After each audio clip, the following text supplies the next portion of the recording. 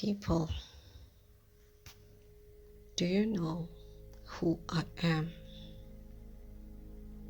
I am the Demon Slayer. And that goes on for almost 7 times. And each time, somebody's head was being punched to ashes. Almost scary, right?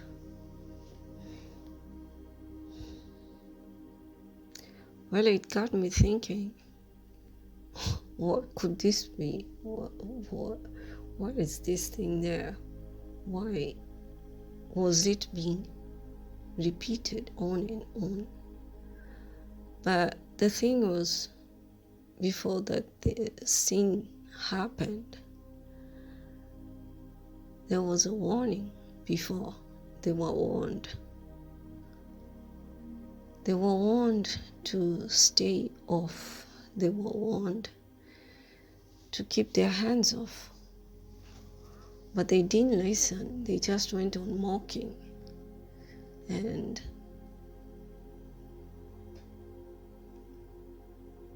they thought it was a joke. It was a very good joke for them, and it gave them good giggles. But the minute the first punch went through with the first statement of I am the Demon Slayer, their mouths wide open, all the mockery, all the laughing stopped, and they just stared. The rest just stared when one's head got punched to ashes. That's a horrible thing to elaborate. But that's what was shown. And I really was very hesitant about giving it out because it was really, it's a very serious kind of a scenery, serious message, almost dangerous and scary. And I really thought it over, but every day I'm pushed to give it out. And there you go. Some people were mocking over a divine being or a divine feminine, and they were messing around with her relationships, messing around with people she loved. And they pushed her to her maximum patience. And she just turned around, walked towards them, snatched one of them, and that was the scenery. But before that, she had warned them, at first with just a look, and then verbal warning. And the next thing they knew, somebody's head was in ashes. Demon Slayers. I don't know how many people out there can be demon slayers. And sometimes even the Demon Slayer cartoon or animation, it looks like some fairy tale which is just there for entertainment. It looks fictitious, made by the Japanese, but according to Japanese culture and beliefs. But there is a certain truth to that about demon slayers being around. They are everywhere, all around us. And even the person you might sitting with next to you might be a demon slayer and you might not know it. And they might look very,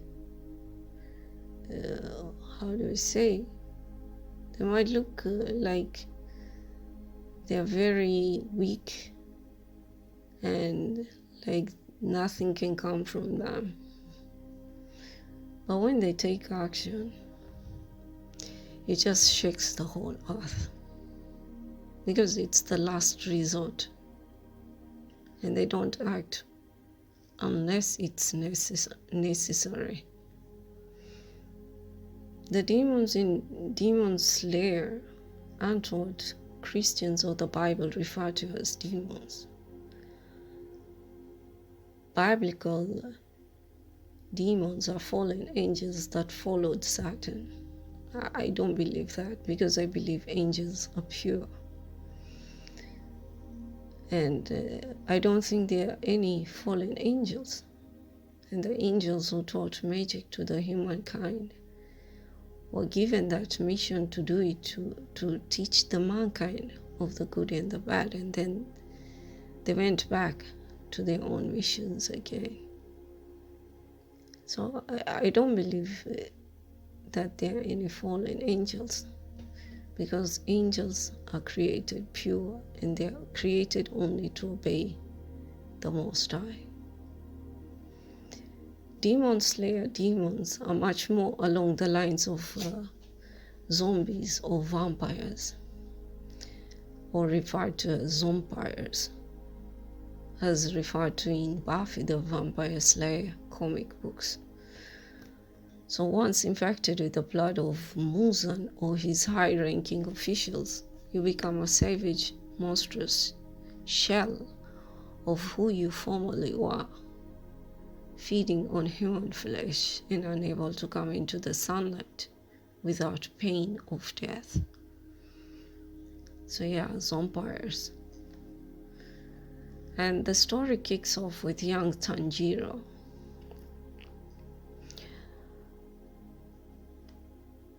And Tanjiro was returning home from the market to find his entire family slaughtered.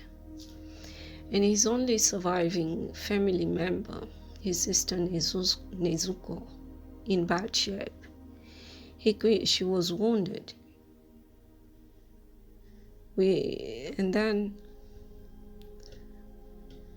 she became a demon. And Tanjiro is left to fend for his life while his heart is still broken and tattered from the loss of his family. The demon slayer Gyu Tomioka arrives to dispatch Nezuko, but upon seeing Tanjiro's determination and willingness to sacrifice for his sister, he grants them both mercy. After this, Gyu sets Tanjiro off on the path to becoming a demon slayer himself. After some periods of intense training, Tanjiro achieves the rank of demon slayer and does his business of hunting demons and hoping for a cure for his sister along the way. One of the things that sets Tanjiro apart from not only the other demon slayers, but also the world at large, is that he would choose to care and champion for somebody who has become a monster, for lack of better terms. His sister Nezuko was now a demon, and most people, including his demon-slaying counterparts, would quickly decapitate her and move on with their lives without a second thought. In fact, a few of them had tried, but from the moment Tanjiro found his sister in a wounded state, he vowed never to give up on her. And that didn't change even when she became a demon. It didn't matter to him what she had become, she was still his sister, and that's all that mattered. Not only did he not abandon her, he carried her. Because she wasn't feasting on humans. Her body was weak and she had to sleep for great periods of time. And she couldn't be out in the daylight, so Tanjiro took it upon himself to literally carry her on his journeys. And she's safely strapped on his back in a backpack like a box, resting and safe while her brother adventures across the land on her behalf. While it's not likely people in our lives to become demon-y vampires, they can often become something terrible through temptation, struggles, pain, or pressure. They can come to a place where they allow sin to become the driving force in identity of their lives.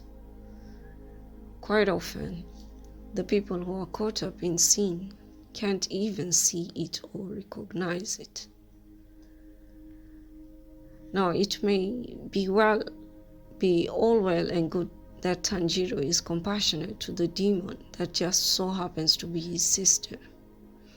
But it goes beyond that. He's often compassionate or merciful even to the demons that he is forced to strike down. One of the first major demon he kills is the morphed demon. Once he defeats him in the demon's dying moments, he's scared. As his life flashes before him, he reflects on his regret for attacking his brother. Tanjiro not only walks over to the demon and holds its hand as it fades, but even takes time to stop and say a prayer for it. When the demon who had been puppeteering dead slayers all throughout the woods sees that Tanjiro is about to attack her, she lowers her guard so that she can be free from the suffering. And Tanjiro changes his attack from being fierce and powerful to being one that is gentle and calm, so that there is no suffering on her behalf. When he fought the drumming demon, as the demon lay defeated, Tanjiro literally took the time to recognize the demon's writing and art skills. It was apparently something that the demon had been riddled with insecurities over and had haunted his soul for years. Tanjiro's acknowledgement left the demon in tears that he had been validated even though he had not been excused for his actions. And so, such kind of examples are being shown about how Tanjiro treated the demons he killed. He simply showed his warmth, a warmth even the demons noticed. And this warmth which he showed to the demons brought comfort to them. And Gyu appeared and stood atop the remains of demons which Tanjiro had defeated.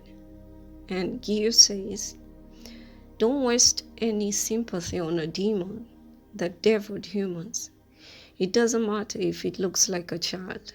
It's still a hideous monster that's lived for decades."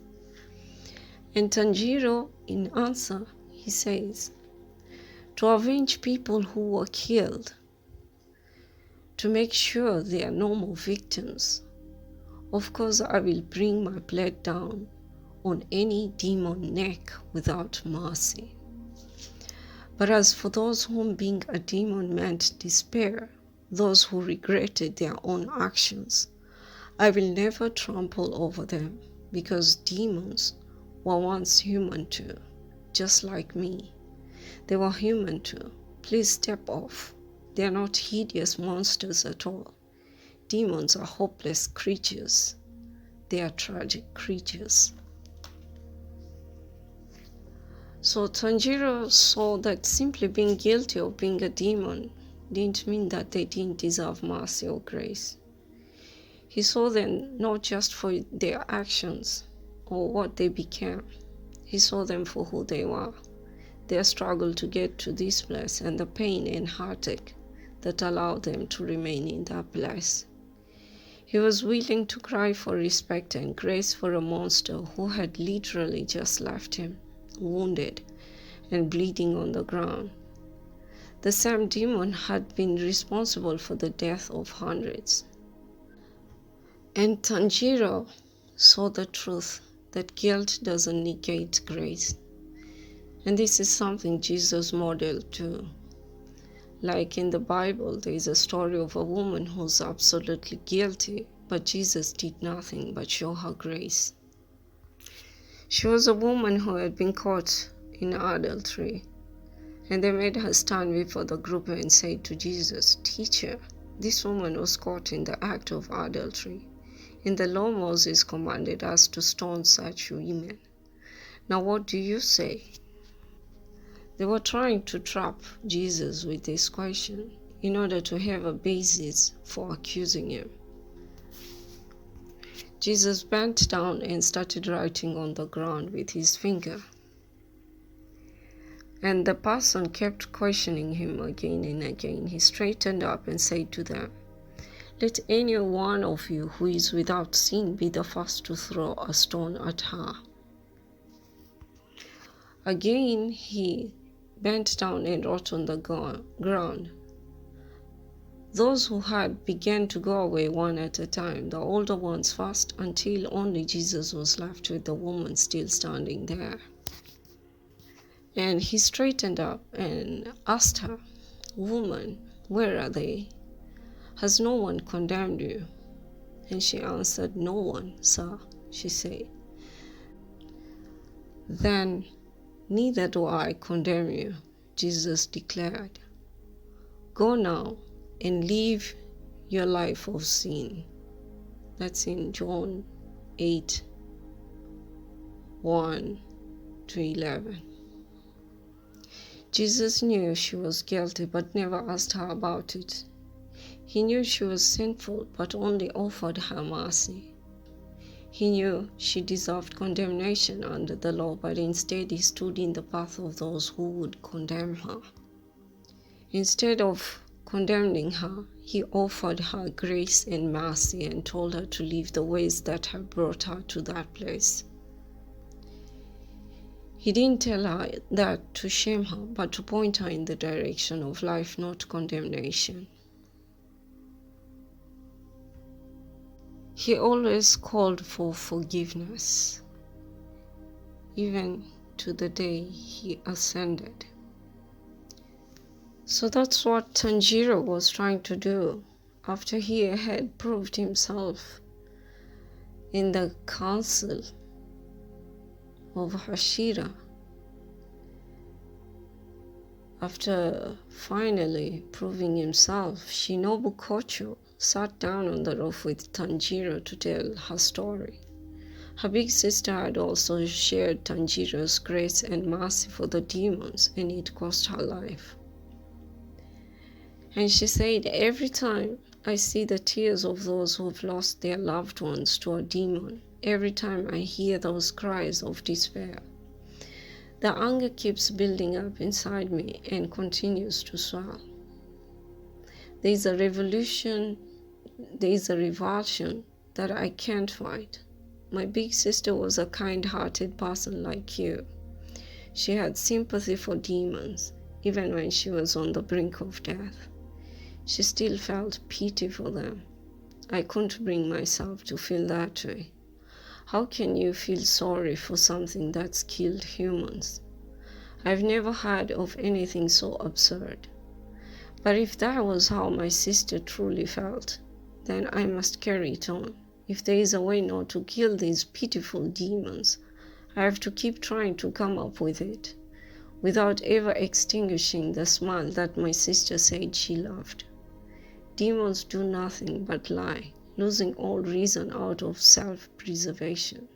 They murder humans with their instincts laid totally bare. Tanjiro, please do all that you can. Please find a way to protect Nezuko until the end. Knowing that you're working so hard in my place reassures me to no end. So Shinobu was grateful to have Tanjiro's heart in their midst, even if she didn't share it. We should all be grateful to have people that seek the lost and desire to give them mercy. Because we don't know what the future may hold for ourselves, and we might end up being in the same position.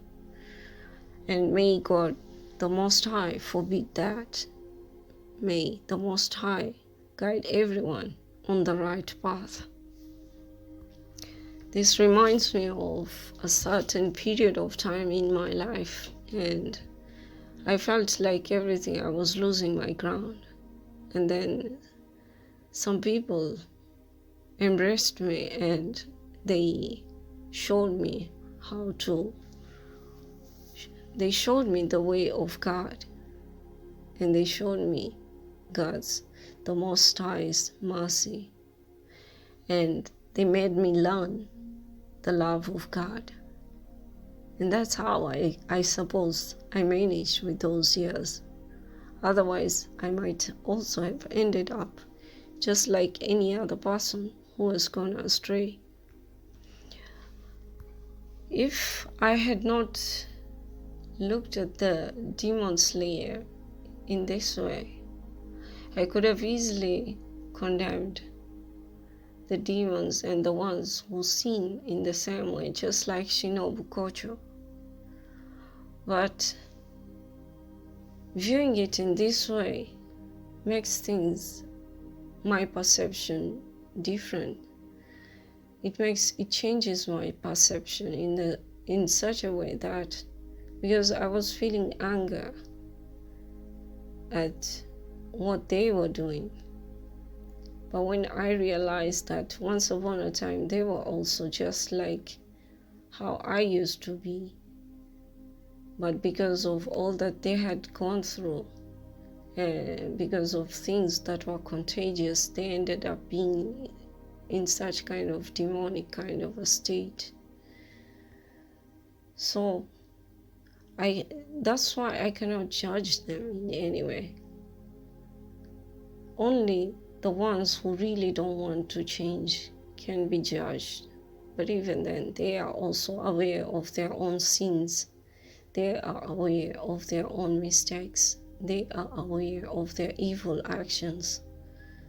And despite that, because they have fallen into the rabbit hole, they are feeling like there is no more chance to go back to the innocent self that they are.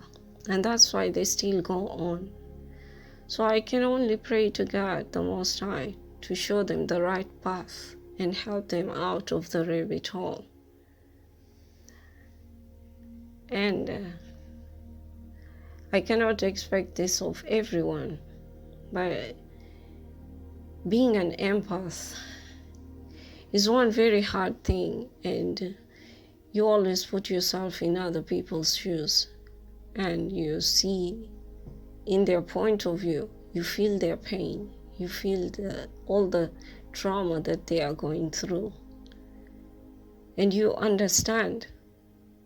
And that's why narcissists can take advantage of empaths, because they see their point of view. But at the same time, we have to put boundaries. We do not need to keep up with any kind of violation. They also have to understand that boundaries have to be kept up, and we need to keep up boundaries. So I hope everyone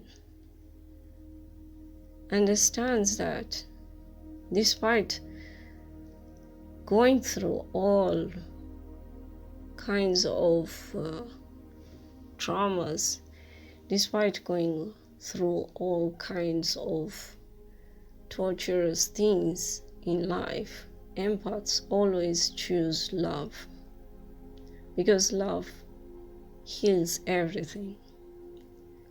Most empaths choose love, and they use love to heal. And that is my wish for every one of you, that you choose love to heal yourself. You can forgive and send love to each and every person who hurts you, who has done you wrong. And that will heal you, as well as give a chance for them to heal as well, because that is an automatic kind of way of turning negative energies into positive energies. It's not easy, but it's not something that is impossible. So, Happy New Year to everyone, and I hope everyone has a bright future full of good health and prosperity. Take care, and may God's blessings be on all of you.